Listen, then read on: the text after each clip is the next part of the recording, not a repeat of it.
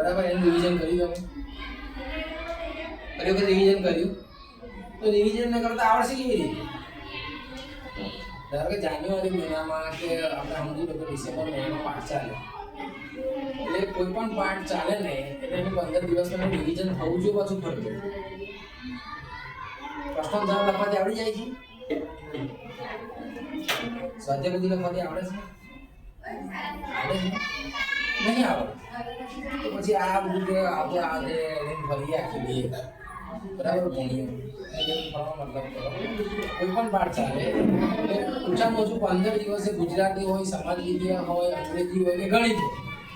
15 દિવસમાં એનું રિવિઝન થવું જોઈએ 15 દિવસમાં એનું રિવિઝન થવું જોઈએ બાકી સામાન્ય વસ્તુ છે બરાબર અહીંયા પ્રશ્ન છે કે પૃથ્વીની 3/4 વસ્તુ 3/4 કેટલા ટકા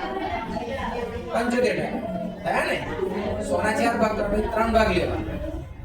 પૃથ્વીની 75% વસ્તી કયા બે ખંડમાં રહે છે બોલો બોલો પૃથ્વીની 75% વસ્તી કયા બે ખંડમાં રહે છે અરે ભાઈ એશિયા અને આફ્રિકા એશિયા અને આફ્રિકા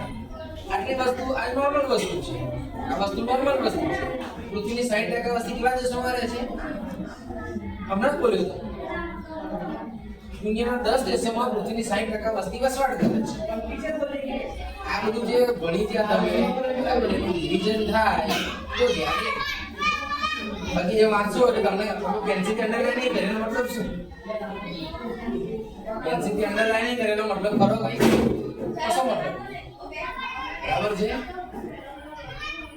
એટલે રિવિઝન ના થાય પુનરાવર્તન ના થાય તો ક્યારે કશું યાદ રહે નહીં હોય કે એમએમએસ પછી જ્યારે એક્ઝામ આવે પછી આપણે એમસીક્યુઝ વાંચવા બેસીશું તો નહીં યાદ આવે ગમે તેવું કામ બીજી હોય પણ 15 દિવસની અંદર આ બધા જ પાઠનું તમારું બધું જ વાંચવાનું છે તમારે કઈ પહેલું સત્ર અને બીજું સત્ર જેવી વસ્તુ નથી છે ખરી તમારે બધું જ વાંચવાનું છે બધું જ વાંચવું વધારે કરીને રિવિઝન કરવું આજે આ સમાજ વિદ્યાનું પુનરાવર્તન કર્યું તો 15 દિવસ પછી સમાજ વિદ્યા આવવી જોઈએ રિવિઝન કરતા વાર કેટલી લાગે આ ચોપડીનું કદાચ મારે રિવિઝન કરવું હોય તો મારા માટે 2 કલાક વધારે છે કેટલા કલાક 2 કલાક 2 કલાક પાછી આપણે રિવિઝન કરી નાખું રિવિઝનનો મતલબ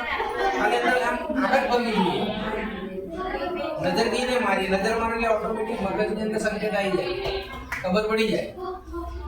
ધારો કે આજે મેં તમને ભણાવ્યું છે આજે મેં તમને કીધું બરાબર આજે મેં તમને ભણાવ્યું પણ 2 દિવસ પછી પૂછશો ને હું તમને કહીશ પાછો કે દુનિયાની 75% વસ્તી કયા બે દેશોમાં રહે છે બરાબર દુનિયાની 60% વસ્તી કેટલા દેશોમાં રહે છે 10 દેશો સમજાય છે જેટલું એનું શું કે પ્રત્યાયન થશે એટલું તમને વહેલું યાદ રહેશે બરાબર છે